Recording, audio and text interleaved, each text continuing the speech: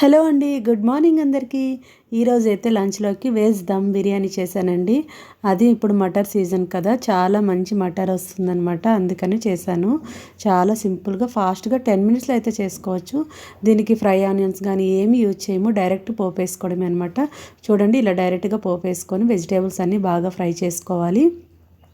Next ఇంకొక side అయితే మనం దమ్ బిర్యానీకి ఎలా రైస్ ఉడికించుకుంటామో అదే మాదిరిగా అయితే ఉడికించుకుంటున్నానండి. దీనిలో చూడండి, ఇప్పుడు వెజిటేబుల్స్ అన్నీ ఫ్రై అయ్యాయి కదా, దీంట్లో అయితే కొత్తిమీర, పుదీనా, ఇంకా పచ్చిమిర్చి వేసి పేస్ట్ చేసుకున్నాను. ఆ పేస్ట్ కూడా యాడ్ చేసుకుని పెరిగేసుకున్నానండి.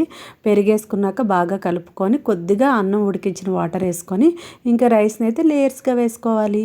కొద్దిగా మధ్యలో అయితే నెయ్యి వేసుకున్నాను. ఇప్పుడు ఒక 10 మినిట్స్ అయితే స్లోలో దమ్ పెట్టుకున్నాను. చూడండి, ఎంత పొడి పొడిలాడుతూ ఎంత సూపర్గా వచ్చింది అసలు దమ్ బిర్యానీ. నార్మల్ రైస్తో కూడా ఇంత బాగా చేసుకోవచ్చండి. టేస్ట్ అయితే అదిరిపోయింది. వీడియోని అయితే ఒక లైక్ చేయండి.